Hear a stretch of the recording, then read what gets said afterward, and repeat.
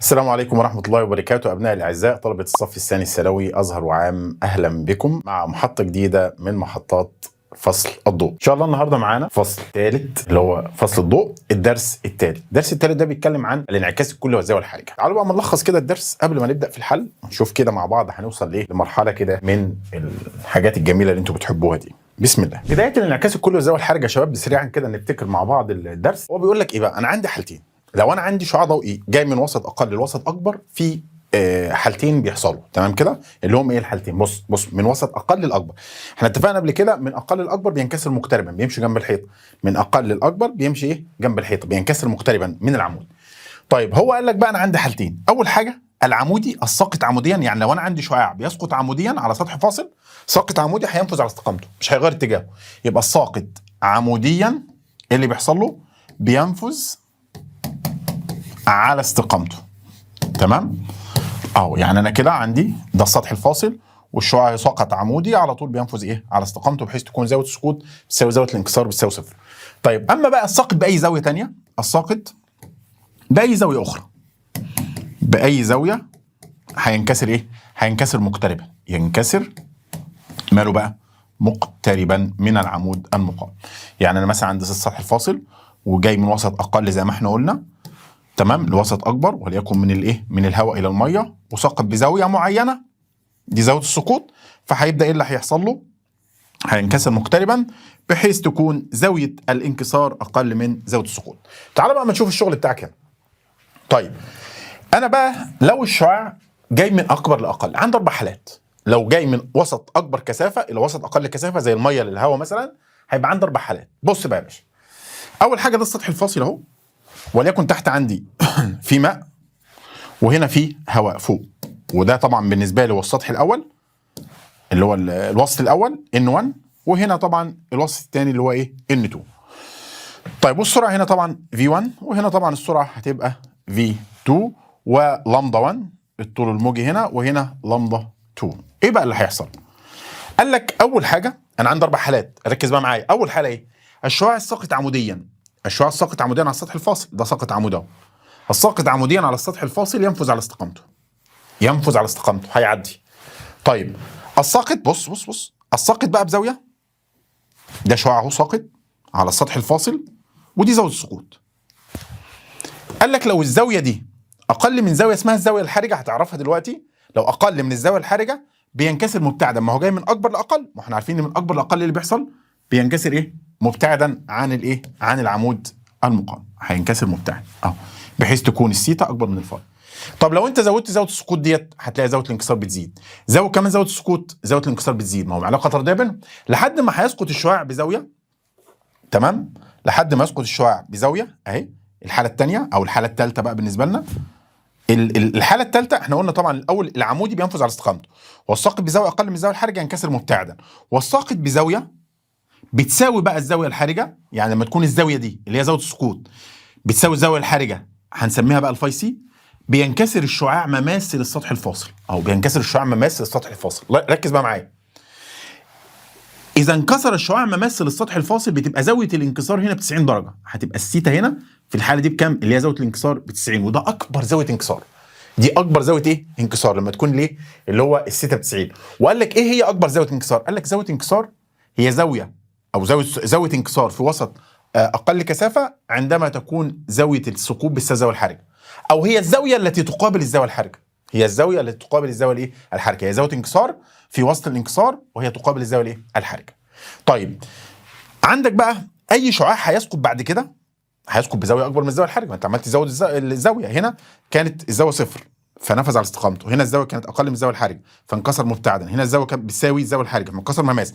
الزاويه بقى اللي بعد كده لما يسقط بزاويه اكبر من الزاويه الحرجه، قال لك ايه اللي بيحصل؟ اللي بيحصل اللي بينعكس انعكاس كلي، بحيث تكون زاويه السقوط بتساوي زاويه الايه؟ زاويه الانعكاس، بينعكس انعكاس كلي، فالشعاع ما بيخرجش اصلا. طيب يعني لو انا عندي هنا جسم في الميه في الوضع ده بالظبط، لو انا واقف هنا كده هشوف الجسم ده في موضعه الحقيقي في مكانه، عشان هنا الشعاع اللي بيخرج منه بيخرج عمودي. طيب لو انا واقف هنا في المكان ده كده، قال لك هتشوفه على امتداد الشعاع المنكسر، تمام كده؟ هتشوفه هنا كده. طب لو انا واقف هنا كده هتشوفه قريب من السطح، تمام؟ طب لو انا واقف هنا مش هشوف الجسم ده، ليه؟ لان اي شعاع هيخرج هيرجع تاني للوسط الاكبر كثافه ضوئيه. طيب يبقى انا كده عندي 4 حالات لما بيسقط الشعاع من وسط اكبر لوسط اقل. عندي 4 حالات: الشعاع الساقط عموديا ينفذ على استقامته، الساقط بزاويه اقل من الزاويه الحرجه ينكسر مبتعدا، الساقط بزاويه بتساوي الزاويه الحرجه بينكسر مماس وبتكون زاويه الانكسار 90. طيب والساقط بزاويه اكبر من الحرجه ينعكس انعكاس كلي. دول ال4 حالات اللي احنا قلناهم: عمودي ينفذ على استقامته، اقل من الزاويه الحرجه ينكسر مبتعدا، بيساوي الزاويه الحرجه بينكسر مماس، اكبر من الزاويه الحرجه بينعكس انعكاس كلي. طيب تعال بقى هنا، دي زاويه ايه؟ دي زاويه اللي هي الزاويه الحرجه اهي. طب لو انا طبقت قانون سنيل هتبقى N1 ساين فاي اللي هي الفاي سي بقى هي زاويه الازاله الحرجه هنا، هتساوي N2 اللي هو بتاع الهواء اللي هو بواحد ساين سيتا اللي هي ساين 90. ركز كده معايا، ركز معايا واحده واحده. لو انا طبقت قانون سنيل على العلاقه دي هتقول لي N1 اللي هو N بتاع الماء او N اكبر. ما هو انت جاي من اكبر لازم نكون عايشين من اكبر لاقل، لازم يحصل الكلام ده ما بيحصلش لما يكون جايين من وسط اكبر لوسط اقل. يبقى N اكبر ساين فاي سي هيساوي N2 اللي هو N اقل على مين؟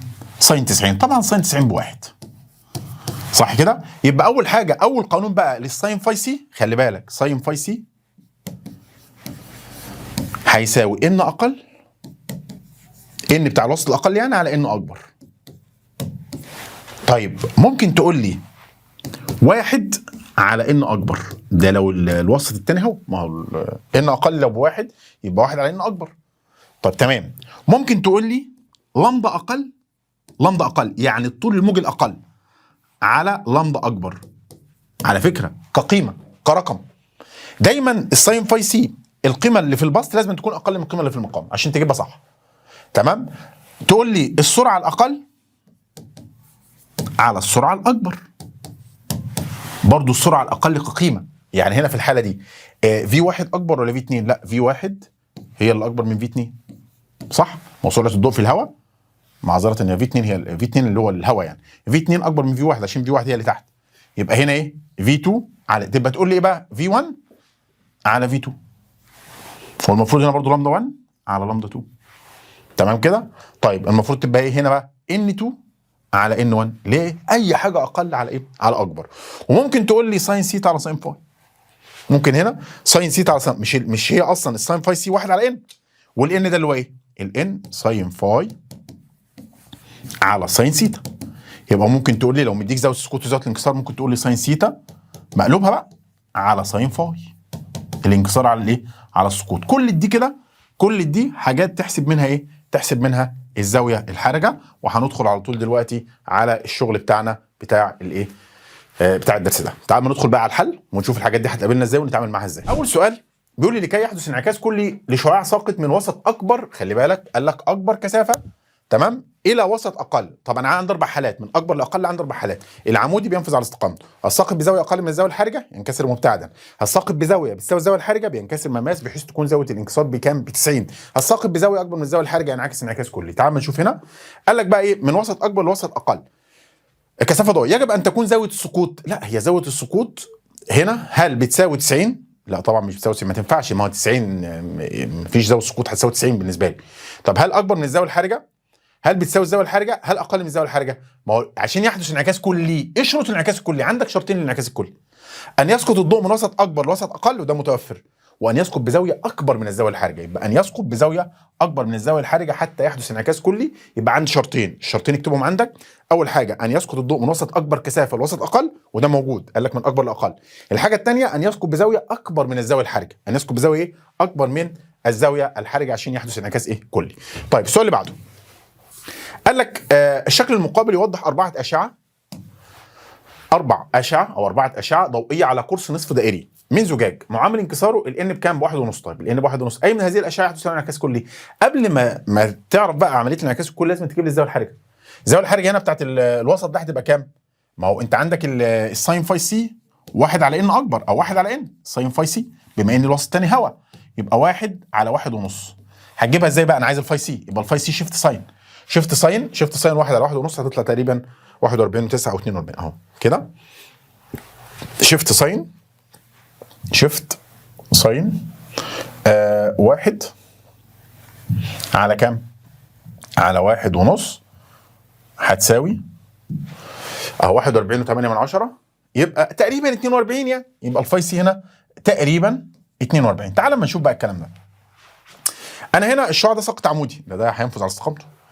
طيب الشعاع ده ساقط بزاويه، اهي زاويه السقوط اهي بتاعته اللي هي كام؟ من 90 ل 60، دي 30، دي زاويه اقل من الزاويه الحرجه. يبقى المفروض زاويه اقل من الزاويه الحرجه، يبقى المفروض هينكسر ايه؟ هينكسر مبتعدا. طيب بالنسبه للشعاع ده دي 30، خلي بالك من 90 وال 60 كده 30، وبين ال 60 وال 30 كمان 30، يبقى الشعاع ده كده زاويه السقوط بتاعته 30. معذره زاويه السقوط بتاعته 60 اللي هي 30 و30. طب ال 60 اكبر من ال 42، يبقى دي الزاويه ديت هي زاويه اكبر من الزاويه الحرجه، يبقى هنختار الشعاع مين؟ الشعاع رقم 3 هو اللي بيسقط بزاويه اكبر من الزاويه الحرجه، اللي هي زاويه السقوط بتاعته كام اهي؟ 60 اكبر من الزاويه الحرجه، يبقى على طول ينعكس انعكاس كلي، فهتلاقيه بينعكس كده. هينعكس انعكاس كلي لنفس الايه؟ نفس الوسط بتاعك. اما ده وهو جاي المفروض ان هو جاي من وسط اكبر لوسط اقل، فهينكسر ايه؟ هينكسر مبتعدا بالشكل ده. وده طبعا هو جاي منين؟ خلي بالك الشعاع الرابع جاي من اقل لاكبر، ده ما ينفعش، ده من اقل لاكبر بينكسر مقتربا. يعني انا عندي شروط الانعكاس الكلي ايه؟ ان يسقط من وسط اكبر لوسط اقل، من وسط اكبر لوسط اقل. يعني اي واحد من الثلاثه اللي فوق دولت، عشان ده اللي من جاي من اكبر لايه؟ لاقل. لكن اللي تحت ده من اقل لاكبر ما ينفعش معايا في الانعكاس الكلي. السؤال اللي بعده قال لك الجدول المقابل يوضح معاملات الانكسار المطلقه لثلاثه ايه اوساط اكس واي زد، فانه يمكن ان يحدث انعكاس كلي عند انتقاله من، خلي بالك انعكاس كلي عند انتقاله من اكبر، من وسط اكبر لاقل. اكبر معامل انكسار، من اكبر معامل انكسار لاقل معامل انكسار، يعني تنفع من الواي لاكس، تنفع يعني اي شعاع من واي لاكس ينفع يحدث له انعكاس كلي، وبرضه ينفع من واي لزد، او قصدي من زد لواي، معذره من زد لواي، وينفع من زد لاكس. تعال ما ندور على اللي موجود فيهم. يبقى من واي لاكس، من زد لواي، من زد لاكس، من اكس لواي لا، ومن اكس لزد لا. هل من واي لزد؟ لا، ما هو من واي لزد برضه من الاقل للاكبر، برضه دي ما تنفعش. طب من زد لواي، من زد لواي تنفع، من كبير لصغير تنفع دي. سؤال 4 اي من الاشكال التاليه يمثل او يوضح المسار الصحيح لشعاع ضوء يسقط على قطعه زجاجيه نصف دائريه، تمام، حيث فاي سي تمثل الزاويه الحرجه للزجاج. طيب تمام. هو هنا ركز كده في الشعاع الاولاني، لو زاويه السقوط اهي، زاويه السقوط اللي هي دي بتساوي الزاويه الحرجه، المفروض لو بتساوي الزاويه، ما هو عاملها لك فاي سي، يعني معناها ان دي زاويه السقوط بتساوي الزاويه الحرجه، المفروض ينكسر مماس كده، ما يبقاش كده، يبقى دي غلط. طيب بص بقى هو عامل لك ايه هنا؟ جايب لك الزاويه الحرجه بره، الزاويه الحرجه المفروض تبقى هنا كده، ما هي الزاويه الحرجه هي زاويه السقوط اصلا، زاويه السقوط اهي بين شعاع ساقط وعمود مقام، يبقى المفروض الزاويه الحرجه تبقى هنا، هو جايبها لك هنا المتممه، دي برده ما تنفعش عشان مكان الزاويه الحرجه غلط. هو الشعاع خرج مماس ماشي، لكن مكان الزاويه الحرجه غلط. طيب هنا دي تنفع، تمام، لان زاويه السقوط بتساوي الزاويه الحرجه اهي وانكسر مماس. هنا بقى زاويه السقوط بتساوي الزاويه الحرجه وانعكس انعكاس كلي، لا طبعا.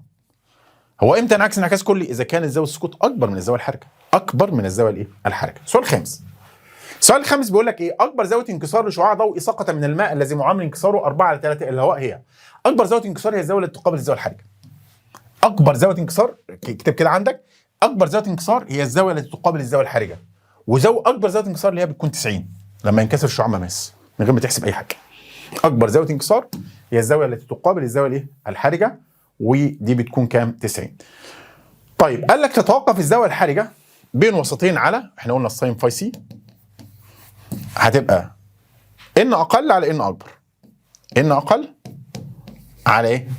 على ان اكبر، على ان اكبر. يبقى بتتوقف على معامل الانكسار المطلق للوسط الاول ومعامل الانكسار المطلق للوسط الثاني، يبقى بتتوقف على معامل الانكسار المطلق للوسطين، هيبقى رقم ج.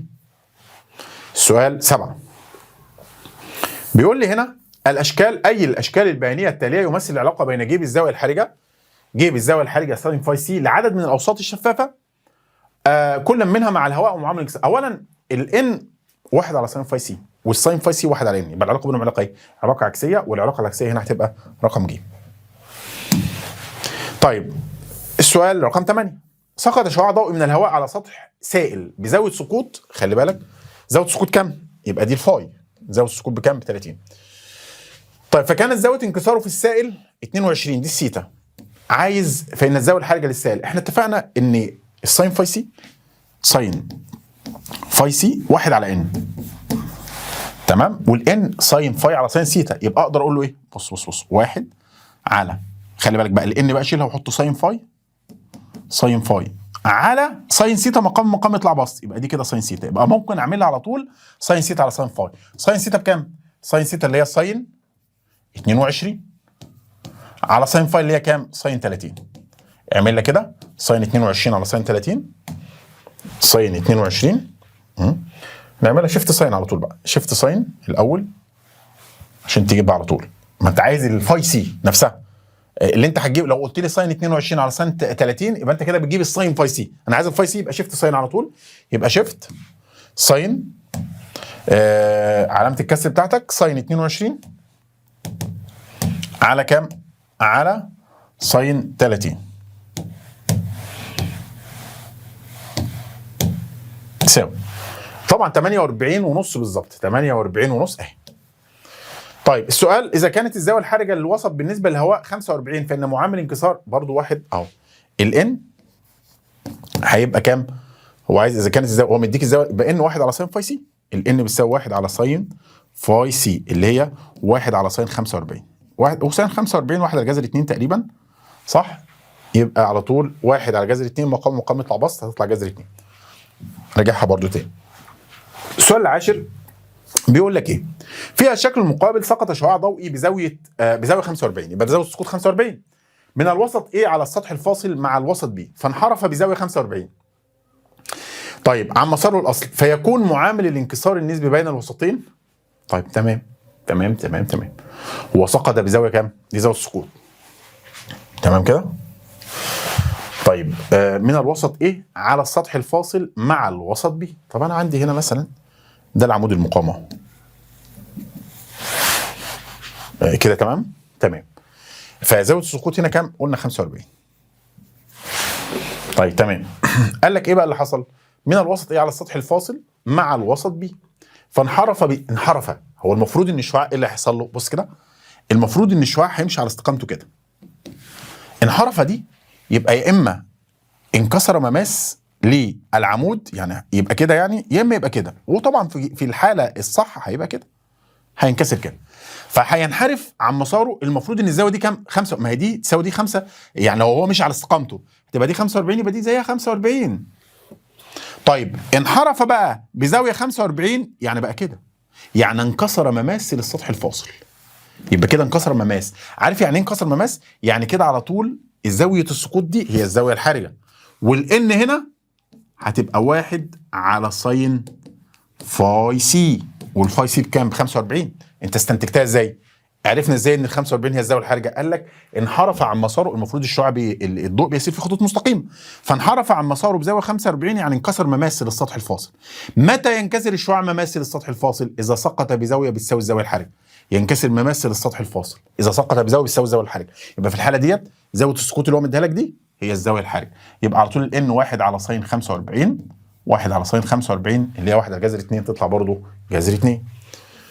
سؤال 11 بيقول لك هنا إذا كانت الزاوية الحرجة عند انتقال شعاع ضوئي من قالب زجاجي معامل انكسار 1 52 إلى وسط آخر معامل انكساره N هي 45، دي الزاوية الحرجة. طب ما أنا عندي، هقول لك على حاجة، مش أنا عندي الساين فاي سي، الساين فاي سي بتساوي N أقل اللي هو N2، يعني N2 اللي هو أقل على ان اكبر. ايه الحوار بتاعك؟ على ان ايه؟ ان 1 اللي هو ان ايه؟ ان اكبر. طيب تمام. هنا عندك الزاويه الحرجه 45، ساين 45 اللي هو 1 على جذر 2، يبقى اروح قايل له ساين 45 اللي هو 1 على جذر 2، 1 على جذر 2 هتساوي. هو انت عايز مين فيهم؟ هو قال لك ايه بقى؟ عند انتقال شعاع ضوئي من قالب زجاجي معامل، ده الان 1، ده الان 1، ما هو ده الوسط الكبير عشان هو جه منين؟ جه منه. تمام كده؟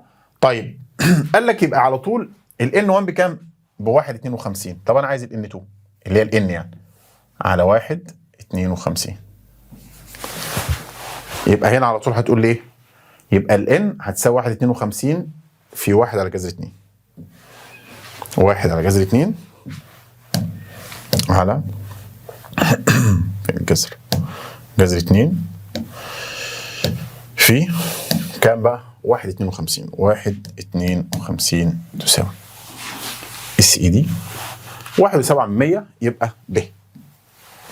طيب قال لك اناء من الزجاج معامل انكساره ده ان بتاع الزجاج 1.65 يحتوي على سائل معامل انكساره ده ان بتاع السائل، فتكون الزاويه الحقيقيه. احنا اتفقنا لو انت مديك 2 معامل انكسار يبقى ان اقل على ان اكبر. ان اقل على ان اكبر على طول. تمام. ان اقل على ان اكبر يعني كده الساين فاي سي وبتقع في الوسط الاكبر كثافه ضوئيه. بتقع في الوسط ليه الاكبر يبقى ساين فاي سي هتساوي 1.32 على كام؟ على 1.65. تعمل شيفت ساين 1.32 على 1.65.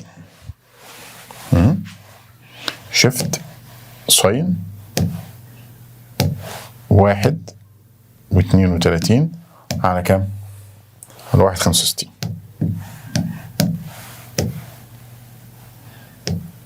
تساوي 53 و13. 53 و13 تقع فين؟ في الوسط الاكبر كثافه. الزاويه الحرجه بتقع في الوسط الاكبر كثافه. الزاويه الحرجه بتقع في الوسط الاكبر كثافه. طب اكبر كثافه اللي هو اكبر معامل انكسار، يعني اكبر كثافه ضوئيه اللي هو اكبر معامل انكسار. يبقى 53 وتقع فين؟ في الزجاج بقى عشان ده اكبر.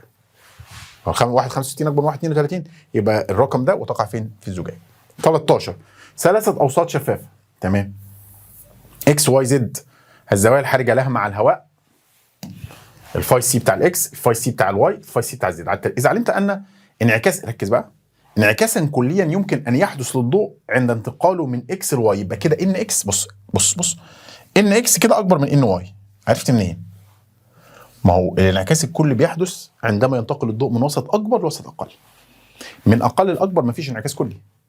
فكده انا عرفت ان اكس اكبر من ان واي عشان هو قال لك انعكاسا كليا يحدث عند انتقاله من اكس الى واي، يبقى كده ان اكس اكبر من ان واي. وكذلك قال لك وايضا عند انتقاله من الوسط واي الى الوسط زد، يبقى برضو كده خلي بالك بقى، يبقى ان واي برضو ما هو بيحدث انعكاس كلي بين واي وزد، يبقى برضو ان واي اكبر من ان زد. تمام. يبقى لما تيجي ترتب بقى هتقول لي ايه؟ هتقول لي الان واي اكبر ولا امال ان اكس اكبر من واي. طيب تمام. هنا هتبقى الان واي اكبر من الان زد بالترتيب بقى الاثنين دول مع بعض. طيب والان اكس اكبر منهم عشان الان اكس اكبر من ان واي، هناك ان اكس اكبر من ان واي وهنا ان زد اقل من ان واي، يبقى على طول ايه ده الترتيب بتاعك. لما تيجي بقى ترتب الزاويه الحرجه هي عكس الان، ما هي الساين فاي سي 1 على ان، يبقى كده لما تقول بقى يبقى ساين فاي سي اكس الفاي سي او الفاي سي بتاعت الاكس اعكس بقى العلامه هتبقى اقل من الواي اقل من الزد، يعني فاي سي زد هي اكبر حاجه. الفاي سي زد اكبر حاجه اكبر من الواي، يبقى زد اكبر من الواي اكبر من الاكس يبقى د. تمام اهو فاي سي زد اكبر من فاي سي واي اكبر من فاي سي اكس هتبقى د. سؤال 14 بيقول لك اي الاشكال التاليه يمثل ظاهره الانعكاس الكلي للضوء. الاولى طبعا ما يحصلش خالص لان في نفس الوسط، هو الضوء سقط في الوسط وانعكس معاه الوسط الاقل، يعني هو في الهواء لازم عشان يحدث انعكاس كلي لازم الضوء ينتقل من وسط اكبر لوسط اقل، يعني مثلا من الزجاج للهواء، من الزجاج للهواء. فهنا في الحاله دي ما تنفعش خالص عشان الشعاع سقط في الهواء وانعكس اهو وهو في الهواء. هو ده كده جاي من ايه؟ طبعا زجاج اكبر من الهواء، فهنا هواء يعني وسط اقل وهنا زجاج، ما عنديش انعكاس كلي، فدي ما تنفعش مش صح. هنا في الحاله دي ودي طبعا مرايه برضو في الهواء في نفس الوسط نفس الكلام، ما تنفعش. يبقى انا عندي دي نفس الكلام مرايه برضو انعكاس في نفس الايه الوسط، لازم يكون في بين وسطين. فهنا الضوء بص الشعاع سقط عمود اهو على الزجاج فنفذ على استقامته، نفذ على استقامته اهو كمل. فهنا سقط بزاويه اهي، الزاويه دي يبدو ان هي ايه اكبر. عرفت منين ان هي اكبر من الزاويه الحرجه؟ عشان انعكاس كلي بحيث زاويه السقوط بتساوي زاويه الانكسار. وعرفت منين ان في هنا انعكاس كلي؟ علشان بص الشعاع بص الشعاع ده زجاج يعني وسط اكبر، المفروض رايح لمين؟ رايح للهواء، والهواء وسط ايه؟ وسط اقل. فعندما ينتقل الشعاع من وسط اكبر لوسط اقل يا اما ينكسر مبتعدا يا اما ينكسر مماس يا اما ينعكس انعكاس كلي. هو حصل له انعكاس كلي، يبقى دي اللي تنفع معاك كظاهره للانعكاس الكلي. طيب سؤال رقم 15 احنا اتفقنا برضو ان لو عايز الزاويه الحرجه اي حاجه صغيره على حاجه كبيره، اي حاجه اقل على اكبر، كسرعه بقى، كلمبه، كمعامل انكسار، كزوايا، يبقى اقل على اكبر في كل الحالات. فهنا هو بيديك سرعتين، قال لك اذا كانت سرعه الضوء في الهواء كذا وسرعته في الوسط، بدل بقى ما تقعد تقول لي يعني في 2 على في 1 لا، هو في صغير، في صغير كقيمه على في اكبر. يعني ساين فاي سي اهي، ساين فاي سي هتبقى الرقم ده على الرقم ده، الرقم الصغير تمام 1.33 في 10 اس 8 على كام؟ على 3 في 10 اس 8. طبعا دي تروح مع دي، اعمل شيفت ساين، شيفت ساين 1.33 على 3، شيفت ساين، شيفت ساين 1.33 على كام؟ على 3. اقفل قوسك اهو، تطلع 26 و3، 26 و3، 26 و3 من 10 اهي، 26 و3 من 10. 16 بيقول لك ايه؟ اذا كانت الزاويه الحرجه عند انتقال شعاع ضوء من وسط A الى وسط B هي فاي سي، من A الى B يبقى ده يبدو ان A اكبر، ما دام في زاويه حرجه وفي انعكاس كله والكلام ده، يبقى كده لازم يكون جاي من وسط اكبر لوسط اقل، يبقى A اكبر من B كمعامل انكسار وككثافه. وكانت سرعه الضوء في الوسط A اللي هو الوسط الاكبر هي V، يبقى VA اللي هي V اكبر، اللي هي الفي اكبر بفي. تمام؟ طيب فهنا سرعته في الوسط بي. طب انا هقول لك على حاجه، مش احنا عارفين ان الساين فاي سي بتساوي في اقل اللي هي الفي بي بقى، الفي بي، تمام كده؟ في اقل على في اكبر. طيب تمام، فهنا في الحاله دي هي في اقل او في اقل كقيمه، في اقل على في اكبر. ماشي، انت عايز مين؟ انا عايز في، فهنا سرعته في الوسط بي، يعني هنا عايز في اقل اللي انت عايزها اهي على في اكبر اللي هي في. طيب انا هنا عايز، يبقى هنا لا معذره، هي هتبقى في على في اقل. يبقى في الحاله دي بقى بص، انت عايز الفي اقل، يبقى في اقل او الفي اقل اهي اللي هي الفي بي، يعني الفي بي هي هنا هتبقى في اي على الفي بي. في اي على مين؟ على الفي بي. هتقول لي هو هنا انتقل من الوسط ايه، يعني سرعه الايه كمعامل انكسار الايه اكبر، لكن السرعه بتاعته بتبقى اقل كقيمه. انت فاهم الليله؟ يعني لما اجي اقول لك هي سرعه الضوء في الهواء اكبر ولا سرعه الضوء في الميه؟ لا، سرعه الضوء في الهواء 3 في 10 اس 8. طيب يبقى سرعه الضوء في الهواء اكبر من سرعه الضوء في الميه كقيمه. طيب معامل انكسار الهواء اكبر ولا معامل انكسار الميه؟ هتقول لي لا، معامل انكسار الميه. تمام كده؟ يبقى السرعه مع معامل الانكسار علاقه ايه؟ علاقه عكسيه. فهنا في الحاله ديت انا قلت لك ايه بقى؟ في اي على الفي بي. الفي اي اصلا كده كده اهي ساين فاي سي هتساوي في اي بفي على الفي بي اللي انت عايزها، ودي دي مكان دي، يبقى الفي بي هتساوي الفي على ساين فاي سي اللي هي دي. طيب تمام. السؤال اللي بعده بيقول لك اذا كانت الزاويه الحرجه للزجاج بالنسبه للهواء 42، يعني الفاي سي بتاع الزجاج مع الهواء، والزاويه الحرجه للماء برضو والفاي سي بتاع الماء 48، فان معامل انكسار نسبي من الزجاج للماء. هقول لك على حاجه، انت عايز ان من الزجاج لمين؟ للماء. المفروض اللي هو بيساوي ان ماء على ان زجاجه، ما احنا قلنا ان 2 على ان 1، يبقى ان الثاني على ان الاولاني، ان ماء على ان زجاج. طب تمام. انت هنا الان بتاع الزجاج الاولاني، ان بتاع الزجاج مع الهواء، يعني ان زجاج هيساوي 1 على ساين 42 اللي هي ساين فاي سي يعني بتاعت الزجاج. طيب وان ماء او ان بقى الثاني اسمه ايه؟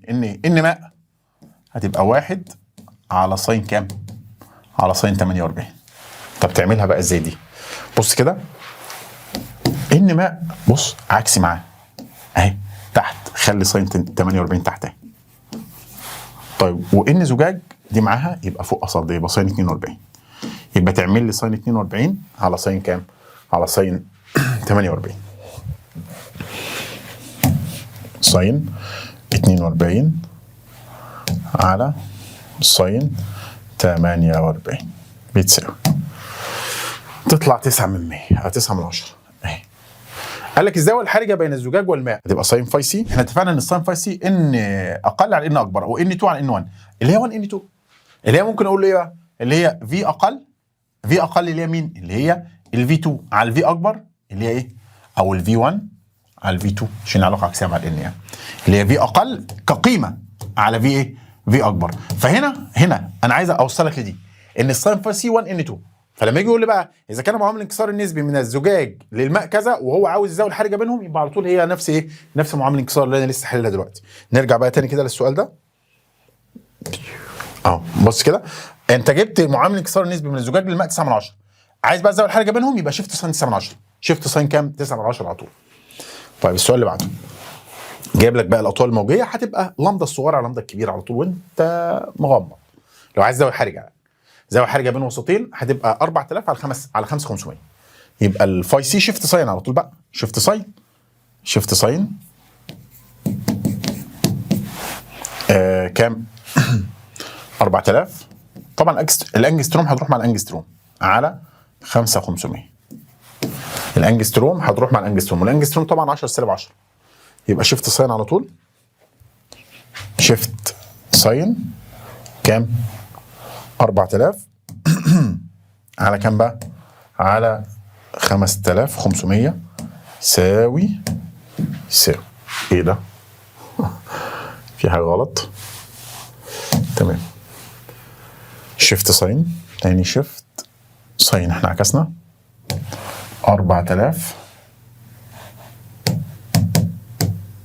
على 5500. لسه في صفر كمان.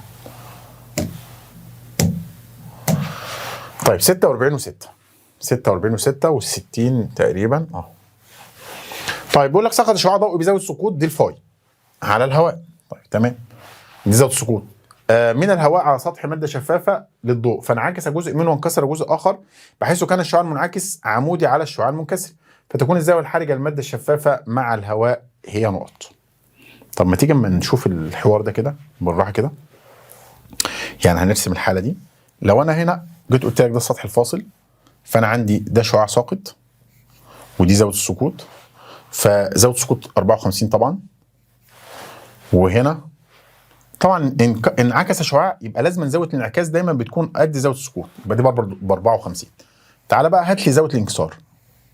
بس هو قال لك ايه بقى؟ قال لك لغز، قال لك فانعكس جزء منه اهو وانكسر جزء اخر اهو. قال لك وكان بحيث كان الشعاع المنعكس عمودي على الشعاع المنكسر، يعني في زاويه بينهم 90 اهي، يعني الزاويه دي 90. طب ما تجيب زاويه الانكسار ويبقى خلصت. جيب بقى زاويه الانكسار تبقى خلصت. طب اجيبها ازاي؟ مش بص مش ال 90 وال 54 والزاويه المجهوله اللي انا عايزها اللي هي زاويه الانكسار كلهم 180. الزاويه دي كلها 180 اللي هو 54 و90 يبقوا كام؟ 144. 144 اطرحهم بقى من 180 يبقى 180 ناقص 144 هتديك كام بقى؟ هتدينا 34 36 يبقى كده السيتا ب 36. خلاص فانت عرفت السيتا اللي هي زاويه الانكسار ب 36 وعندك زاويه السقوط بكام؟ ب 54. فانت عايز الزاويه الحرجه، خلاص ساين فاي سي الزاويه الاقل على الزاويه الاكبر برضو هنا في الحاله ديت هتبقى شيفت ساين 36 على ساين 54. ايه الحوار؟ يعني انا مستحملك وعمال اقول هتعدل ايه الحوار؟ ماشي خلص السؤال ده ونشوف طيب يبقى هنا في الحاله دي قلنا ايه؟ هتبقى ساين 36 على كام؟ على ساين 54. يبقى تعمل بقى عايز الفاي سي يبقى شيفت ساين كام؟ ساين 36 على كام؟ طبعا هنا الاول على ساين 34 صح كده؟ ساين 54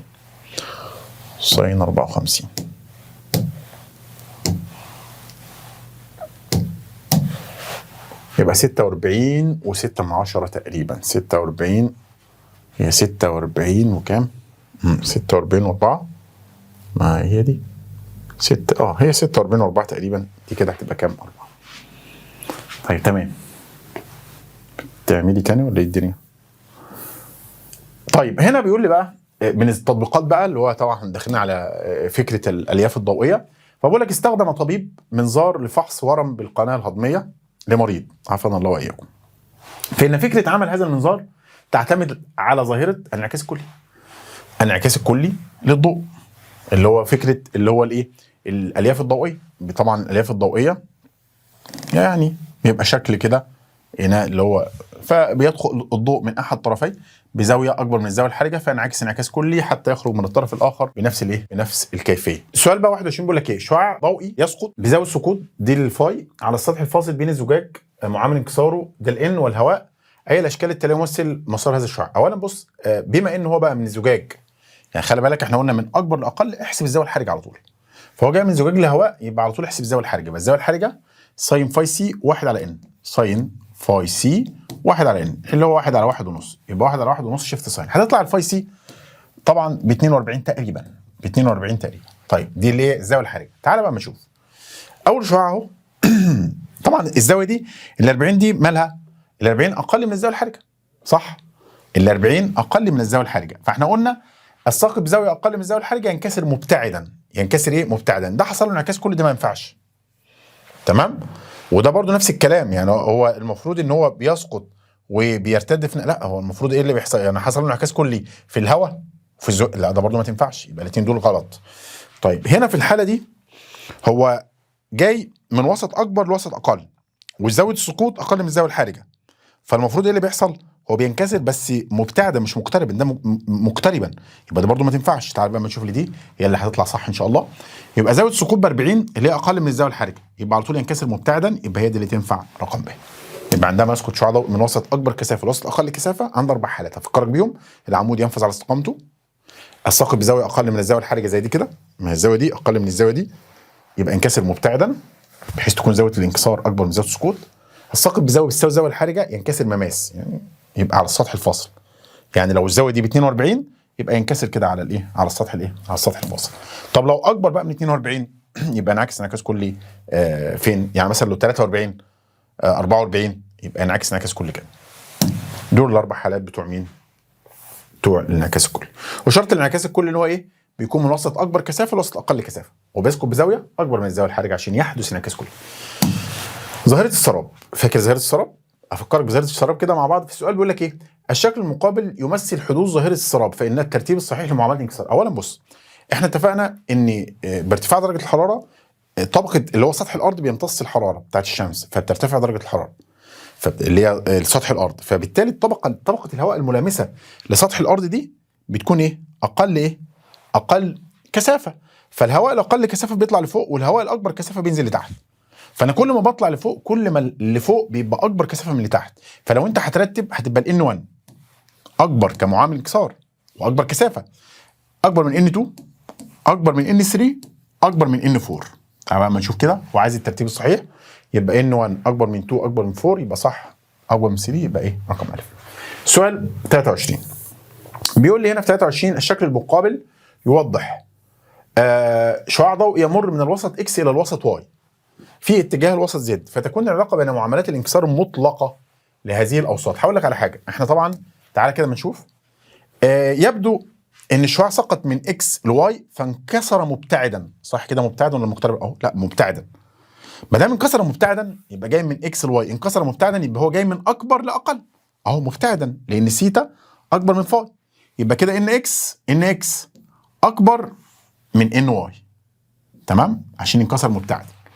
طب تمام، تعالى بقى هنا لما الشعاع سقط على السطح زد انعكس للسطح واي، يبقى كده على طول ما دام حصل انعكاس كلي ما بين واي وزد يبقى برضه ان واي اكبر من ان زد، يبقى كده ان اكس اكبر من ان واي اكبر من ان زد اللي هي رقم ب، هتبقى ب. لان تاني هنا انكسر. متى ينكسر الشعاع مبتعدا؟ اذا انتقل من وسط اكبر لوسط اقل. متى يحدث الشعاع انعكاس كلي؟ اذا سقط من وسط اكبر لوسط اقل. حصل انعكاس كله للوسط الاكبر كثافه يبقى الان واي اكبر من ان زد. طيب تمام. السؤال اللي بعده بيقول لي هنا مصباح مغمور على عمق 20 سم. طيب تمام، من سطح سائل معامل انكساره، ده الان ماشي، ده الان بجذر اصغر نصف قطر قرص يطفو. اولا بص افتكر كده معايا، لو انا عندي ده القرص، وطبعا هنا ده كده وليكن المصباح هو على العمق كام؟ 20 سم، 20 سم. وهنا طبعا القرص ده نتيجه ايه بقى؟ احنا قلنا العمودي بينفذ على استقامته، الثقب الزاويه بيساوي الزاويه الحرجه اللي هي دي بقى، هو اللي عايزها دي، عايزين احنا دي بقى، دي اللي احنا عايزينها. الشعاع بقى بص سقط اهو، فالمفروض هينكسر مماس بالشكل ده كده. الزاويه دي بقى هي الزاويه الحرجه، تمام؟ طيب ودي هي دي بالتبادل، يبقى دي الفاي سي. فين بقى اصغر نصف قطر؟ نصف قطر الحته دي، بص بص بص الحته دي بس، دي كده اهو. بص القطر كامل هتلاقيه بقى من هنا كده بيعمل لك نفس الكلام، فده يبقى قطر كامل. انا عايز بقى الحته دي، الجزء ده، الجزء ده هنسميه ار، نصف القطر. طب مش انا عندي تان سيتا، تان سيتا بتساوي المقابل، المقابل ده اللي هو الار على المجاور، المجاور اللي هو كام؟ 20 سم. هو عايز اصغر نصف قطر، يبقى هتقول لي ايه؟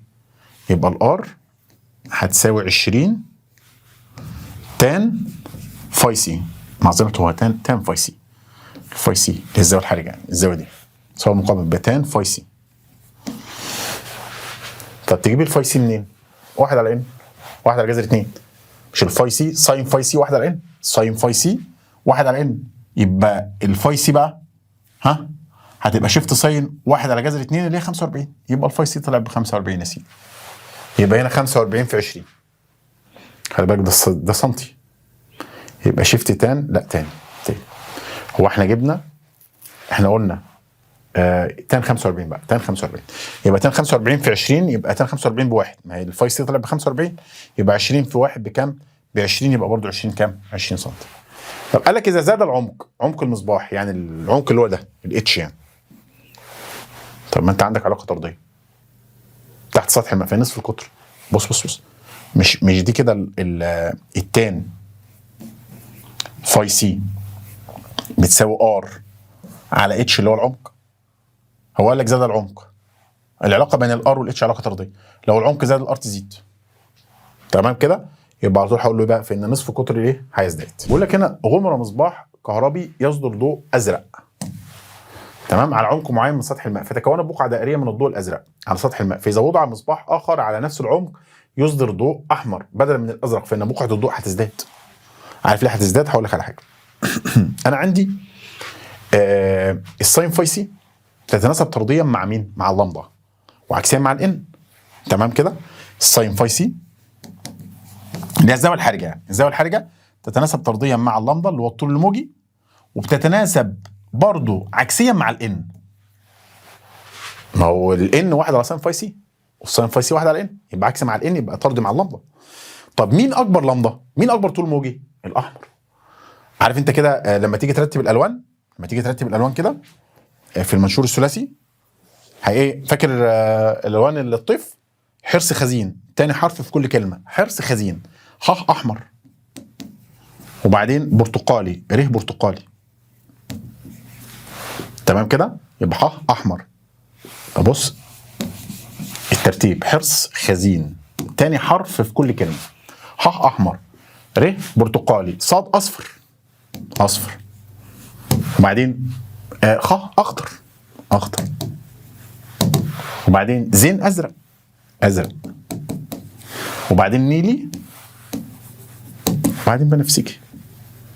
بص بقى يا باشا، وانت طالع كده ده اكبر لمبه، الاحمر ده اكبر لمبه، يعني الاحمر الطول الموجي بتاعه اكبر من مين؟ من الازرق. طب ما هي اللمبه والفاي سي علاقه، يبقى ممكن تعمل الفاي سي كده، يبقى برضه الفاي سي الاعلى، يبقى كده الزاويه الحرجه بتاعت الاحمر اكبر من الزاويه الحرجه بتاعت الازرق. فبالتالي بما ان الزاويه الحرجه بتاعت، فلو انا جيت هنا مثلا حطيت لون ازرق هنا كده في الجزء ده، ازرق اهو، ماشي، ازرق اهو، هتلاقي الكرسي بتاعه كده بالشكل ده نصف القطر بتاعه، ده طبعا ده المفروض الاتش، وده الار اللي احنا لسه راسمينها دلوقتي. طب الاحمر بقى، الاحمر هتلاقي اهو على نفس العمق هيعمل لك زاويه حرجه اكبر، كرسي اكبر يعني. ليه؟ لان الفاي سي بتاعته اكبر، فبالتالي الكرسي بتاعه هيبقى اكبر. الار بتاعته يعني هتبقى اكبر. في الحاله ديت يبقى الاحمر ايه اللي هيحصل له؟ قال لك هتزداد ايه؟ هتزداد مساحه الايه؟ القرص، لان احنا غيرنا من الازرق للايه؟ للاحمر. عارف لو احنا عكسنا، لو من الاحمر للازرق يبقى يقل نصف القطر، لكن العكس من الازرق او من اي لون للاحمر هتزداد. ما انت معاك الترتيب بقى، انت كده معاك الترتيب. يعني انا كده دلوقتي الزاويه الحرجه بتاعه البنفسجي اقل زاويه حرجه، يعني هو انا هنا عملت لك بنفسجي هنا كده، هتلاقي الزاويه الحرجه بتاعته اهي، بص، او الكرسي بتاعه ده البنفسجي اقل حاجه. فهمتها؟ ادخل على اللي بعدها. سؤال 26 يا شباب بيقول لك اذا كان ان زجاج اكبر من ان بنزين اكبر من ان ماء، وكانت الزاويه الحرجه بين اي، طبعا احنا عارفين ان الزاويه الحرجه بين وسطين بتبقى ان اكبر او ان اقل على ان اكبر، ان اقل على ان اكبر. طيب تمام. فهنا الفاي سي 1 دي بين ايه وايه؟ الفاي سي 1 دي بين الزجاج والبنزين، مين اكبر فيهم؟ الزجاج اكبر يبقى ان بنزين، هتبقى ان اقل اللي هو ان بنزين على مين؟ على ان زجاج. طب تمام، دي كده ايه؟ الفاي سي 1. الفاي سي 2 اللي هي الزاويه الحرجه الثانيه بين الوسطين التانيين اللي هم ايه وايه بقى؟ الزاويه الحرجه بين الزجاج والماء، مين اكبر؟ الزجاج والماء، يبقى ان ماء، ان ماء على ان زجاج. طيب تمام. هنا بقى عايز فاي سي 1، فاي سي 1 اهي على فاي سي 2. تعال نرتبهم كده. فاي سي 1 اللي هو ان بنزين، ان بنزين على ان زجاج، اقلب العلى دي فيه واقلب الثانيه تبقى ان زجاج على مين؟ على ان ماء. طيب دي ان زجاج تروح مع ان زجاج، هيتبقى لك بنزين على ماء، والبنزين اكبر من الماء يبقى اكبر من الواحد. تمام. 27 طبعا ده سقط شعاع على احد ضلعي القائمه، منشور عكس، يبقى على طول بما ان الشعاع سقط على احد ضلعي القائمه يبقى على طول ايه اللي هيحصل له؟ هيحصل له اللي هو تغير في مسار الشعاع الضوئي بزاويه 90. اهو هنا طبعا انت بتعمل نشوف كده، طبعا سقط عمودي على طول وانت مغمض بالمسطره هتكمل الشعاع يمتد على استقامته. ما هو اي شعاع سقط عمودي بايه؟ بينفذ على استقامته. تعالى بقى عند نقطه السقوط دي، حدد لي زاويه مين؟ زاويه السقوط. طب نحددها ازاي؟ اللي هي الزاويه بين، اعمل بقى عمود. طيب العمود هنا دي 45 والمفروض ده سقط عمودي يبقى دي 90، يبقى اللي فوق دي 45، يبقى الزاويه اللي انا بدور عليها 45، يبقى زاويه السقوط الجديده 45. بما ان زاويه السقوط 45 والزاويه الحرجه بتاعتك هنا، بص الزاويه الحرجه هنا الفاي سي هنا اللي هو هيبقى شيفت ساين 1 على 1.5، هتطلع 42 تقريبا. يعني الفاي سي هنا، ما انت عندك الساين فاي سي 1 على ان، ساين فاي سي 1 على ان اللي هو 1 على 1.5، هتعمل شيفت ساين 1 على 1.5 تطلع الفاي سي بكام؟ ب 42. طيب ال 45 اكبر ولا 42؟ 45. يبقى هنا سقط بزاويه اكبر من الزاويه الحرجه، يبقى ينعكس انعكاس كلي، في مش هيخرج بقى، هينعكس انعكاس كلي داخل المنشور اهو بزاويه كام؟ 45 اهو. فلقيته سقط هنا على الضلع الثاني ده بتاع القائمه، زاويه القائمه سقط عمودي. عرفت منين؟ ما هم الاثنين دول المفروض مجموعهم 90 عشان ده عمود. دي 45 يبقى دي هي كمان 45، والزاويه الاصليه بتاعت المنشور هي 45 و45 يبقى 90، مجموع زوايا المثلث 180 يبقى الزاويه كام؟ 90، يبقى هنا سقط عمودي يبقى ينفذ على استقامته. يبقى بالشكل ده يبقى انا غيرت مسار الشعاع الضوئي بزاويه كام؟ 90 اللي هو 45 و45 كان ماشي كده وانا غيرت مساره بزاويه كام؟ 90. تعال بقى نشوف الاختيارات. هو بيقول لك اذا كان معامل انكسار ماده المنشور 1.5 فان الشعاع الساقط على الوجه اي بي، الشعاع الساقط على الوجه اي بي اللي هو ده ايه اللي هيحصل له؟ طبعا هو يبدو ان هو انعكس انعكاس كلي، يبقى ينعكس انعكاس كلي بزاويه 45 يبقى دي ينعكس انعكاس كلي. طيب بيقول لك السؤال رقم 2 في نفس السؤال، النقطه رقم 2 يعني اذا كان معامل الانكسار ماده المنشور كام؟ جذر 2 فان الشعاع، بص لو جذر 2 هتبقى الان بتاعتك الساين فاي سي، الفاي سي هتبقى شيفت ساين 1 على جذر 2 اللي هي تطلع بكام؟ ب 45. يبقى كده الزاويه الحرجه بتاعتك ده لو هو بيقول لك لو يعني يبقى الزاويه الحرجه ب 45. عارف ده هيحصل له ايه؟ في الحاله دي الشعاع هنا يخرج مماس، الشعاع هيخرج ايه؟ يخرج مماس. يعني بص سقط الشعاع فزاويه السقوط هنا هتبقى 45، فهنا بقى مش هينعكس انعكاس كلي، لا ده هيخرج مماس كده على السطح الفاصل، يبقى يخرج مماس على السطح ايه؟ اللي هو الاي بي، هيخرج مماس على السطح اي بي. يبقى هنا هتقول لي بينفذ مماس لهذا الوجه، يبقى ينفذ مماس لهذا الوجه ده لو ايه الزاويه بتساوي الزاويه الحرجه. السؤال اللي بعده 28 بيقول لك ايه؟ في الشكل المقابل ماذا يحدث للشعاع الضوئي عند زياده زاويه السقوط؟ هقول لك على حاجه بالراحه جدا. هنا زاويه السقوط اهي، تمام؟ برقم. هو بقى بيقول لك ايه اللي هيحصل للشعاع الضوئي عند زياده زاويه السقوط فاي. طب عند زياده زاويه السقوط، هو هنا الزاويه دي هو سقط اهو، ده هنا كده عمودي نفذ على استقامته، عمل شعاع هنا، فحصل له يا اما يخرج مماس يا اما ينعكس انعكاس كلي. فهو قال لك بقى هل هينعكس الشعاع ينعكس الشعاع اي اكس كليا عند النقطه ايه، ولا ينعكس الشعاع بي زد؟ فين بي زد؟ اهو. ينعكس الشعاع بي زد كليا عند النقطه سي، ولا تزداد شده الشعاع بي زد اللي هو ده يعني ينعكس انعكاس كلي، ولا هتزداد شده الشعاع بي واي؟ طب انا هقول لك على حاجه. هو لو انا افترضت ان زاويه السقوط هنا في الحاله الاولى، يعني لما سقط بالزاويه ديت خرج انكسر مماس كده، ده لو انا افترضت في الحاله دي، تمام؟ فلو انا زودت زاويه السقوط دي بعد كده بعد الحاله ديت، يبقى الشعاع المفروض ينعكس انعكاس كلي، يبقى المفروض ينعكس انعكاس كلي. يعني اي مرحله بعد الخروج مماس هي الانعكاس الكلي. يبقى في الاول لو انا افترضت ان هو لما سقط انكسر مماس، يبقى في الحاله الثانيه لو زودت الزاويه ديت ايه اللي هيحصل لها؟ هتبقى اكبر من الزاويه الحرجه، ففي الحاله دي هينعكس انعكاس كلي، يبقى على طول هيبدا ايه؟ يزداد اللي هو ايه بقى؟ تزداد شده الشعاع بي زد، اللي هو هينعكس انعكاس كلي، معناها ان هو هتزداد شده الشعاع بي زد، هينعكس على البي زد كده.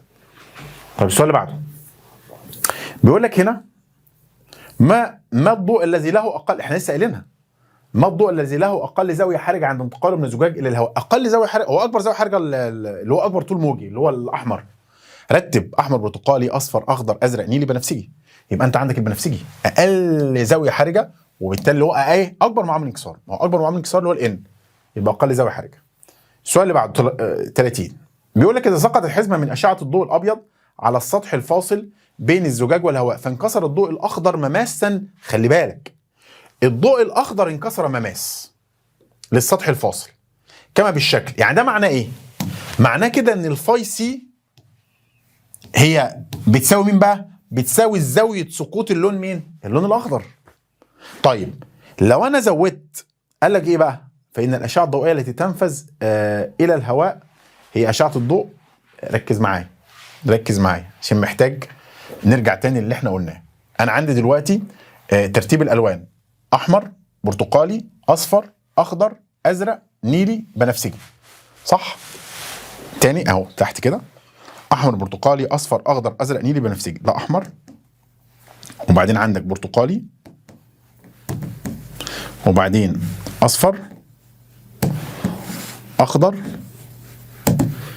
نيلي بنفسجي. تمام. مين بقى اللي خرج مماس؟ اللي خرج مماس الاخضر. تمام، اللي خرج مماس الاخضر. تعالى كده الاخضر اهو، يعني الساقه دي اهو خرج مماس. هنا بقى قال لك فان الاشعه ده اللي خرج مماس اللي هو زاويه سقوطه بتساوي الزاويه الحرجه بتاعه المنشور. طيب مين بقى اللي هينعكس انعكاس كلي؟ لو انا زودت زاويه السقوط عن كده، تمام كده، لو انا زودت زاويه السقوط عن كده، هي زاويه السقوط هتفضل ثابته 45. القصد بقى ان انا ايه؟ لو انا قللت الزاويه الحرجه عن كده هتبقى زاويه السقوط بتاعتي اكبر من الزاويه الحرجه، فهينعكس انعكاس كلي اللي هم الثلاثه دول. الثلاثه دول هيحصل لهم انعكاس كلي لان الزاويه الحرجه بتاعتهم مالها اكبر من الايه؟ اكبر من زاويه السقوط. تعال لما نجيب ورقه كده بيضه، ورقه بيضه احسن اهي. بص يا سيدي، انا عندي دلوقتي، افهم دي كده، انا دلوقتي هنا الشعاع اللي هو الاصفر مثلا، عايز اصفر، مفيش الوان، الاصفر اهو خرج مماس، ده كده ده خرج مماس اهو. فزاويه السقوط بتاعتك مثلا 45، فانت كده عرفت ان الزاويه الحرجه الفاي سي هتساوي كام؟ هتساوي فاي بتاع الاصفر زاويه سقوط الاصفر هتساوي كام؟ 45. بكده الزاويه الحرجه بتاعت الاصفر بتساوي الزاويه الحرجه بتاعت المنشور فخرج مماس. انا دلوقتي الزاويه الحرجه بتزيد ازاي؟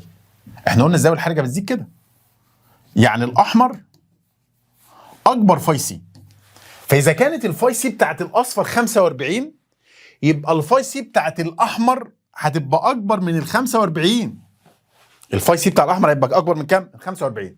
يعني اللي فوق الالوان اللي فوق عندك اللي هو بقى الايه؟ الاحمر والبرتقالي، تمام؟ هو قال لك الاخضر ماشي، الاحمر والبرتقالي والاصفر على اعتبار ان ده الاخضر، معلش ده الاخضر اللي هو اللي انكسر ده. الثلاثه اللي فوق الزاويه الحرجه بتاعتهم هتبقى اكبر من 45. الزاويه الحرجه بتاعتهم هتبقى ايه؟ اكبر من 45. طيب يعني مثلا الزاويه الحرجه بتاعتهم مثلا هتبقى يا عم 50. 50 طب 50 اكبر، الشعاع اصلا كده كده هيسقط بنفس الزاويه دي هنا اللي هي كام؟ 45. طيب يعني هنا في الحاله دي هيسقط بزاويه ايه؟ اقل من الزاويه الحرجه. اذا سقط الشعاع بزاويه اقل من الزاويه الحرجه يحصل له ايه؟ ها؟ ينكسر مبتعدا، يعني هيخرج. يعني الثلاثه دول هيحصل لهم ايه؟ هينفذ، يعني هيخرجوا. طيب اللي تحت بقى الزاويه الحرجه بتاعتهم هتبقى ايه؟ اقل من 45. يعني مثلا عندك ايه؟ ده كده احنا قلنا ده ليه؟ ده الاخضر خلاص. احمر برتقالي اصفر ده اخضر. يبقى اللي تحت مثلا هيبقى ايه بقى؟ اخضر ازرق النيلي والبنفسجي. الثلاثه دول الزاويه الحرجه بتاعتهم صغيره، يعني هتبقى اقل من 45، وليكن يا راجل اعملهم 42. طب لما تيجي بقى هنا على الازرق الزاويه الحرجه بتاعته 42 وانت اصلا كده كده ساقط بنفس الزاويه دي اللي هي 45. طب مش دي تبقى اكبر من 42 يحصل له ايه؟ انعكاس كلي. وده يحصل له انعكاس كلي والبنفسجي يحصل له انعكاس كلي.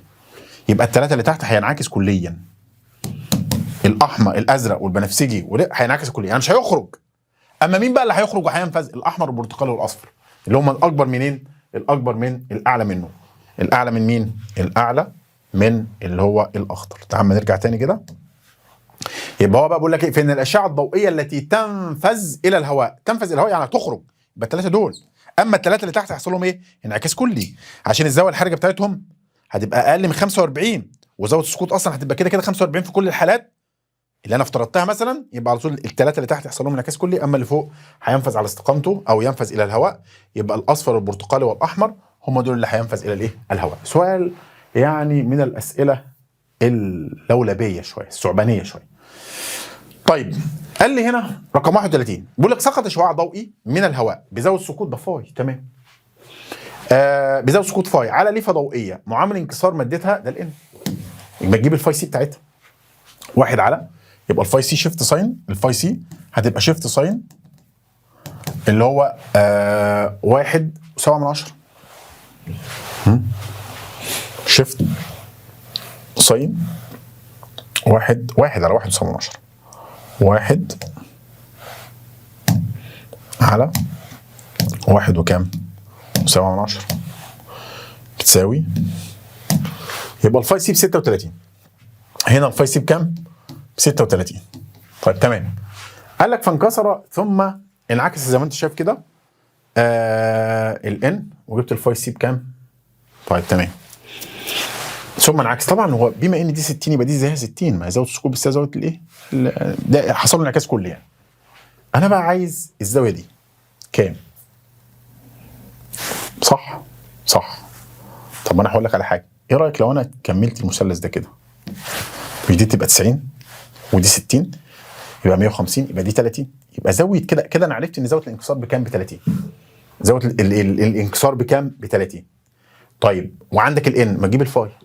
هو عايز زاويه السقوط، خلاص ما انت عندك الان بيساوي ساين فاي على ساين سيتا، 1.7 هيساوي ايه؟ ساين فاي اللي هي ساين اللي انت عايزها، ساين فاي على ساين سيتا اللي هي ساين 30 بنص.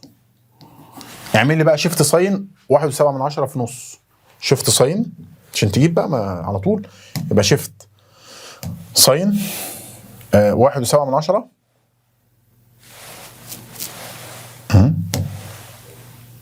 نص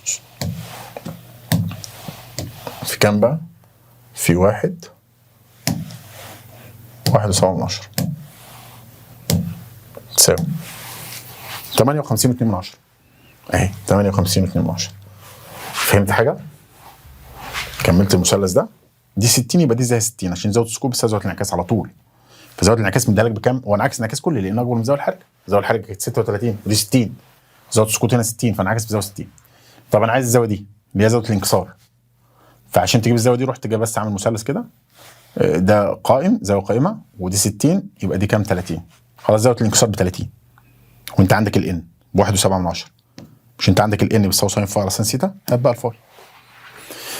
طيب السؤال 32 بيقول لي هنا استخدم لوح سميك من بلاستيك شفاف معامل انكساره ده الان لصنع حوض سمك.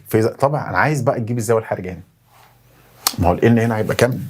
على طول الفاي سي 1 على 1.5 شيفت ساين 1 على 1.5 هتطلع بكام؟ ب 42 تقريبا او 41.8 42 تقريبا. قال لك فاذا سقط شعاع ضوئي قادم من سمكه تسبح زي ما انت شايف كده، تسبح في ماء معامل انكساره ده الان بتاع الماء بكام؟ ب 1.33 بزاويه سقوط 35. تمام، خلي بالك ان بتاع الماء 1.33 والبلاستيك الشفاف 1.5، فكده ده انت كده جاي من اقل. خلي بالك ما هو الماء 1.33 الزجاج 1 وكام؟ 1.5. مفيش هنا انعكاس كله ولا زاويه حرجه ولا الكلام ده، عشان هيبقى جاي من اقل لاكبر. هنا هيبقى حاجتين، يعني ينكسر مبتعدا او مقتربا او ايه؟ لا هنا هينكسر ايه بقى؟ ما هو من اقل لاكبر ينكسر مقتربا من العمود. فطبعا هو جاي من هنا لهنا. بص الزاويه سقوط 35 يبقى ينكسر اهو. بص كده بالشكل ده كده. هو عايز ايه بقى؟ نكمل بس. قال لك بزاويه سقوط 35 دي الفاي على لوح بلاستيك كما بالشك فإن الزاويه التي سينفذ بها الشعاع للهواء. طيب تمام. طبعا هنا الشعاع ايه؟ دي كده الزاويه اللي هي زاويه الانكسار هتجيبها من الان ان 1 ساين فاي بيساوي ان 2 ساين سيتا وتجيب السيتا. هنا بقى ده هنا الزاويه الثانيه دي هتبقى هي دي بالتبادل. طبعا وهيخرج هنا الشعاع بقى هيخرج من المين؟ جاي منين لفين؟ من البلاستيك للهواء. هتحسب انت الزاويه الحرجه. الزاويه الحرجه هنا ب 42. شوف الاول زاويه السقوط دي كام؟ هتجيبها ازاي؟ تعال نشوف. تعال نتعامل الاول في الجزء الاولاني. ان 1 ساين فاي تساوي ان 2 ساين سيتا وتجيب السيتا اللي هي دي اللي جوه دي. يبقى ان 1 اللي هو 1.33 ساين فاي اللي هي ساين 35. لا حول ولا قوه الا بالله. بنشطب يعني الجزئيه دي. هتساوي ان 2 اللي هي 1.5 ساين سيتا اللي انا عايزها اللي هي زاويه الانكسار اللي جوه. وجيب السيتا دي اللي هي دي احنا قلنا دي. طبعا ودي هي دي بالتبادل. تمام، اللي هتبقى زاويه سقوط بالنسبه لي. طيب تمام. هنا هتبقى الساين سيتا الرقم ده على 1.5 واعملوا شيفت ساين. اعمل شيفت ساين. لا شيفت ساين كام بقى؟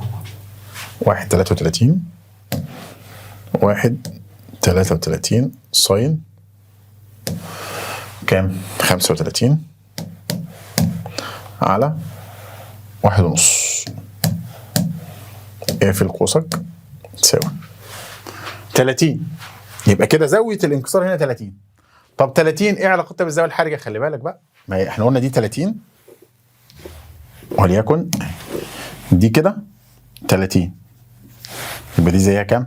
اهي 30. طيب ال 30 اكبر ولا اقل من 42؟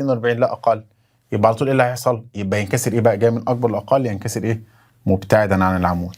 هو عايز بقى زاويه دي زاويه الخروج اللي هي دي الفاي دي. هتروح جاي قايل ليه؟ انت عندك ان 1 ساين فاي تساوي ان 2 ساين سيتا وليكن دي هي السيتا. ان 1 اللي هو 1.5 ساين فاي اللي هي ساين سين 30 اللي هي بنص بقى على طول. نص ساين 30 هتساوي ان 2 بتاع الهواء بواحد ساين سيتا اللي انت عايزها. يبقى شيفت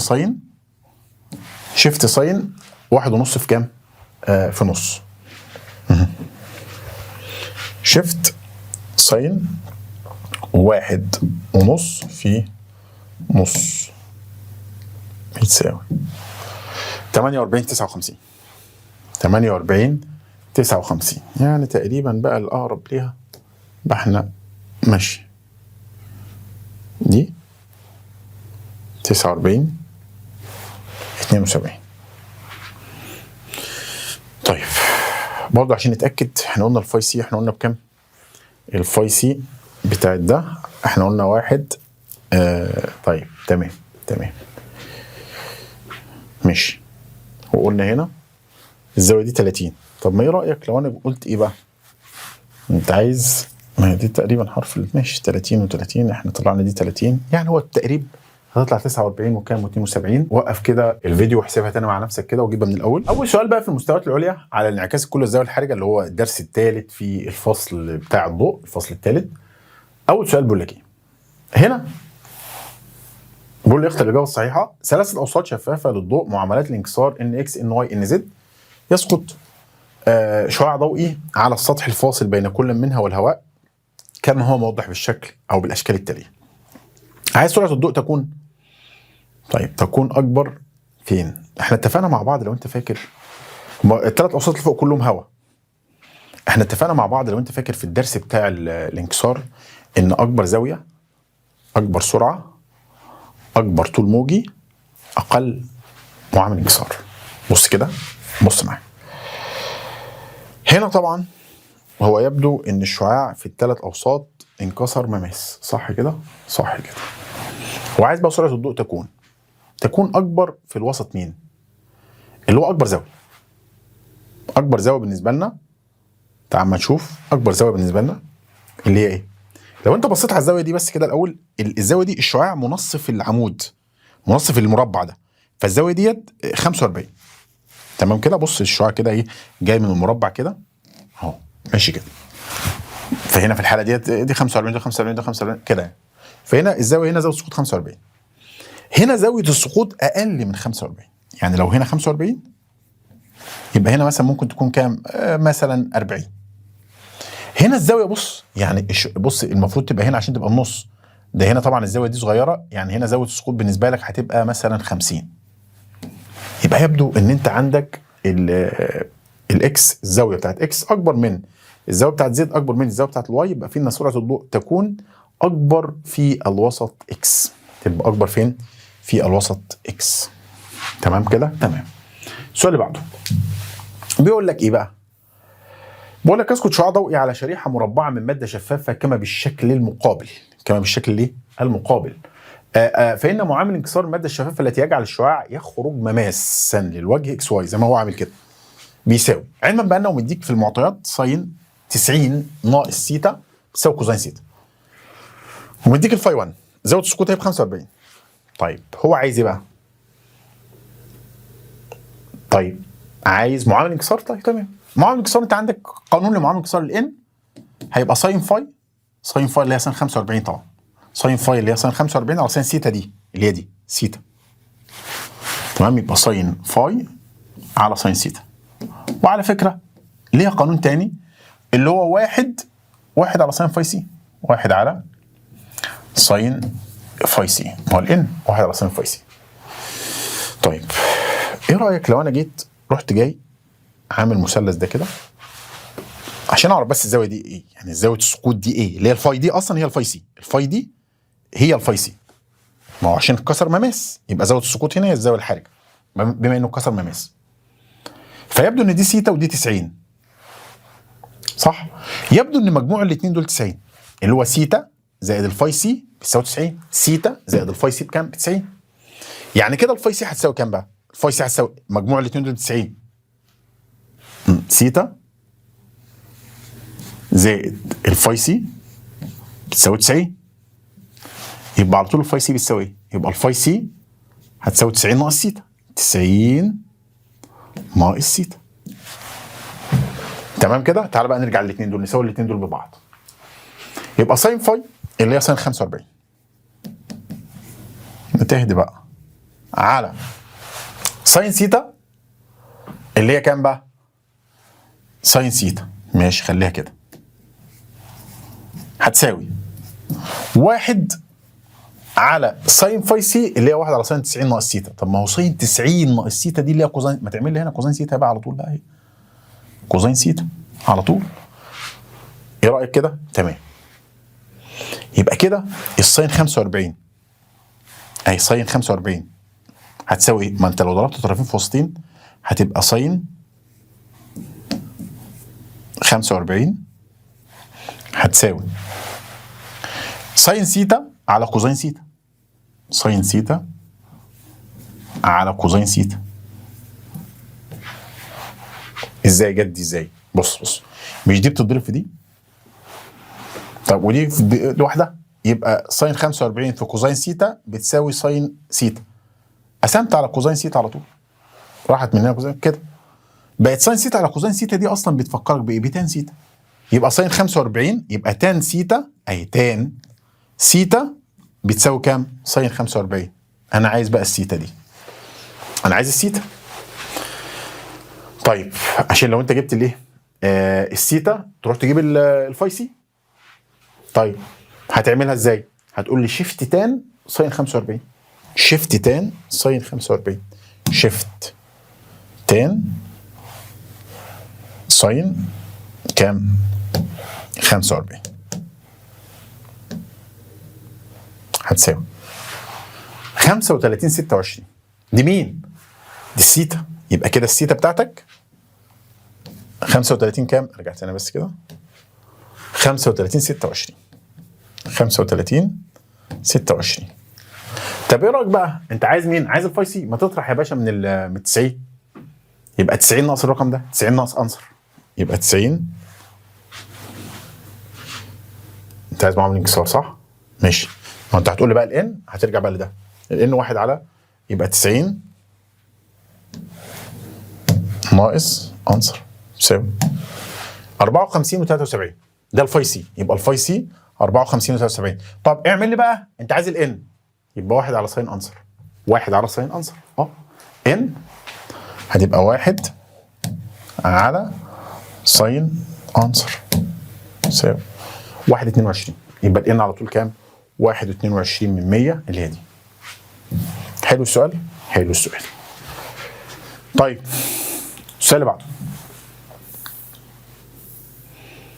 بيقول لي هنا ثلاثة أوساط شفافة ام ال كي يمر شعاع ضوئي من الوسط كي في اتجاه الام من كي في اتجاه الايه؟ الام كما بالشكل المقابل. فإذا تم تحريك مصدر الضوء من الموضع 1 إلى الموضع 2، خلي بالك من الموضع 1 ل 2 كده انا انا قللت زاوية الانكسار. انا قللت زاوية الانكسار. ما زاوية الانكسار هي في الأول، فلما تحرك الشعاع من هنا لهنا كده انت بتقلل زاوية الانكسار، كده قللت زاوية الانكسار، يبقى كده الفاي هتقل. طب يعني بالعقل كده لما الفاي تقل السيتا تقل، السيتا دي تقل عشان العلاقه بينهم علاقه طرديه. ما هو 1 ان 2 بيساوي ساين فاي على اساس سيتا، العلاقه بينهم علاقه طرديه، يبقى السيتا هتقل، زاويه الانكسار هتقل. طب ما انا هقول لك على حاجه، لما زاويه الانكسار تقل الزاويه دي بقى، الزاويه دي هي كمان اللي هي الفاي سي دي اللي هي زاويه السقوط الثانيه برضه هتقل، ما بالتبادل دي هي دي صح كده؟ يبقى الفاي سي او الفاي اللي هي زاويه السقوط بقى هتقل. طب اذا كان في الوضع الاولاني لما كانت زاويه السقوط كبيره خرج مماس، لما تقلل بقى الزاويه دي، لما اقلل الزاويه ديت هتكون اقل من الزاويه الحرجه، فيحصل له ايه بقى؟ ينكسر ايه؟ ينكسر ما هو جاي من اكبر لاقل، ينكسر مبتعدا. يبقى على طول اقول له بينكسر مبتعدا عن العمود الايه؟ المقاوم. مش هنعكس انعكاس كلي، لا هينكسر مبتعدا، لان انا لما اقلل زاويه السقوط هقلل زاويه الانكسار، وبالتالي هتقل الزاويه ديت، فالزاويه دي لما تقل هتبقى اقل من قيمه الزاويه الحرجه، فبالتالي ينكسر مبتعدا. لان هو في الوضع ده الزاويه السقوط بتساوي الزاويه الحرجه. في الوضع ده عرفت منين؟ عشان خرج مماس، يبقى زاويه السقوط بتساوي الزاويه الحرجه. فلما اقلل انا بقى زاويه السقوط دي هتبقى ايه؟ لما اقللها هتبقى اقل من الزاويه الحرجه، يبقى ينكسر مبتعدا على طول، يبقى هتبقى كام؟ ايه؟ السؤال الرابع. السؤال الرابع بيقول لك ايه؟ الشكل المقابل يوضح مسار شعاعين ضوئيين، فما الترتيب الصحيح لمعاملات الانكسار المطلقه الاوساط الثلاثه اكس واي زد. ماشي. يبدو ان زد اكبر من واي. عرفت منين؟ علشان خاطر الشعاع انعكس انعكاس كلي اهو.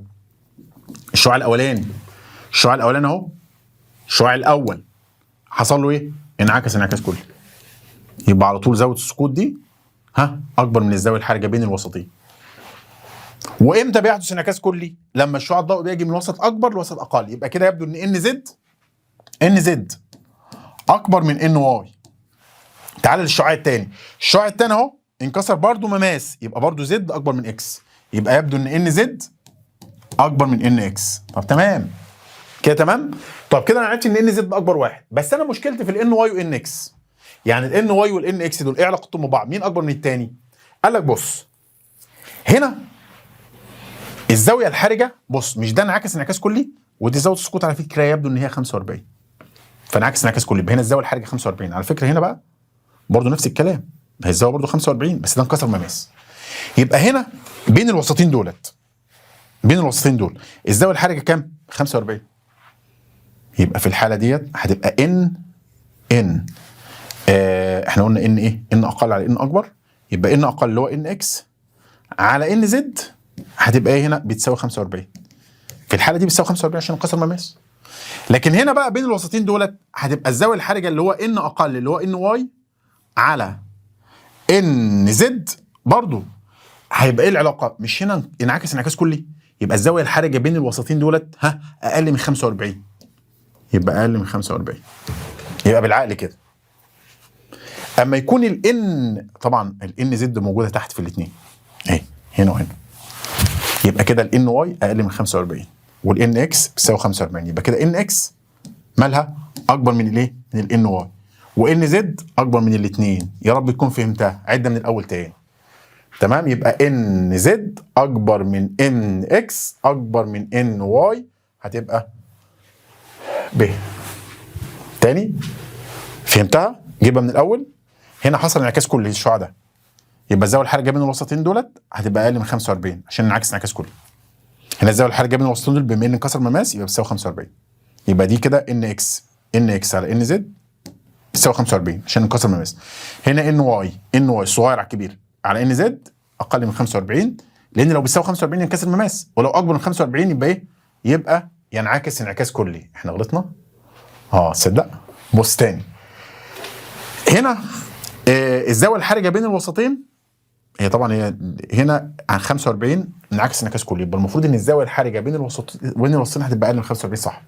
يبقى ده كده زي ما احنا قلنا في الاول، يبقى هنا هتبقى الاجابه ب. السؤال الخامس بيقول لي سقط شعاع ضوئي من الزجاج على السطح الفاصل مع الهواء.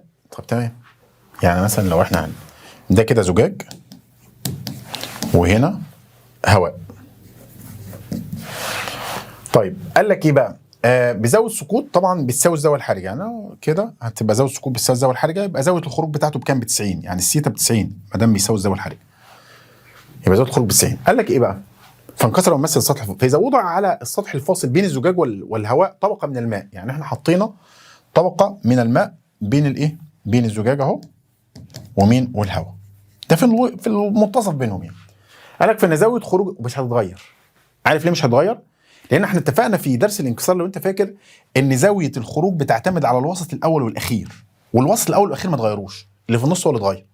فبالتالي على طول ايه؟ هتفضل زي ما هي برضو، هيخرج مماس يعني هتفضل 90 درجه، لان طبعا بيعتمد على الوسط الاول والايه؟ والاخير. بكده يبقى احنا انتهينا من درس ثالث بتاع الانعكاس الكلي والزاويه الحرجه. دمتم في رعايه الله والسلام عليكم ورحمه الله وبركاته.